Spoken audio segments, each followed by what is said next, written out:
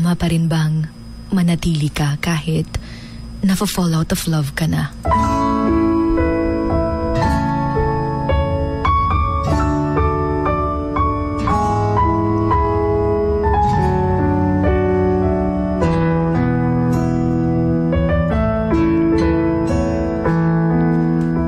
Kapag nararamdaman mong nafa-fall out of love ka na, you first need to listen to yourself and reflect kung bakit ganon, kung bakit nangyari yon.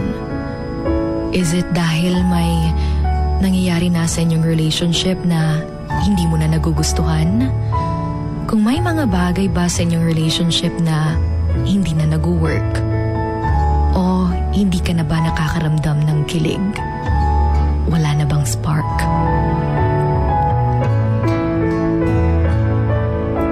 Alam nating lahat na mahirap magstay sa isang relasyon kahit alam mong nafa-fall out of love ka na. Ang pagmamahal, alam nating hindi lang ito about kilig. Hindi lang ito palaging masaya. Andyan din yung lungkot. May mga hindi pagkakaintindihan. Kaya minsan, akala natin na nafa-fall out of love na tayo dahil hindi na kagaya nung dati. Di na parehas sa una nga kilig-kiligon ka kauban siya. Kaya di na pod parehas sa una ang iyang treatment sa imuha. Pero tandaan na kapag nafa-fall out of love ka na, pwede mo pa namang ayusin for you to fall back in love. Una, dapat niyong i-prioritize yung isa't isa. Kay kahibaw man ta kung unsa mo ka-sweet atong una. Kadtong kilig-kiligon pa ka. Kanawa dyo'y adlaw nga di ka mo smile maguna-una sa iya ha. Balik ito nga mga panahon ug mas i-prioritize ninyo ang usag-usa karon. Diha na day nimo ma-feel nga masarap palang magmahal ng paulit-ulit sa taong mahal mo mula noon. Pangalawa, dapat never mong walain yung attachment niyo sa isa't isa. Because when you have attachment, you will feel connected, comfortable, and safe with that person. At pangatlo, pagkatiwalaan mo siya. Trust is essential in every relationship.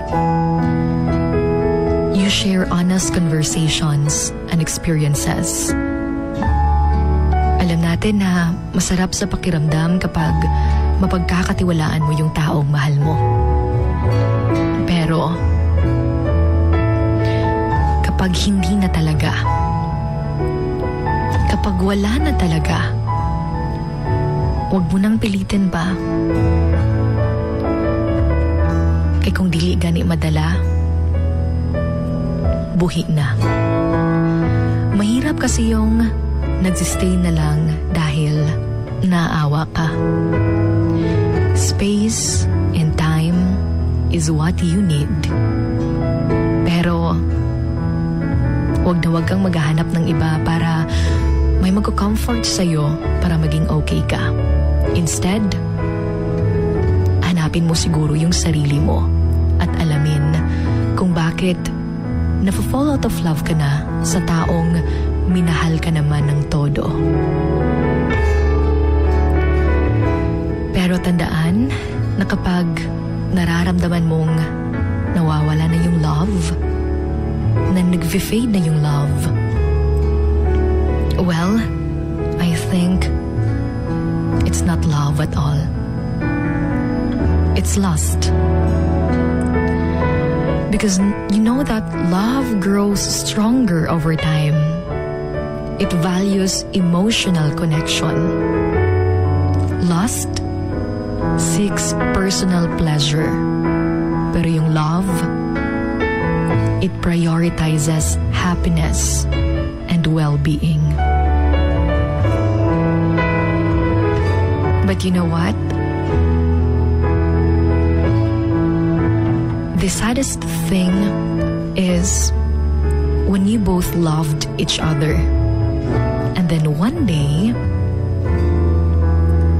one fell out of love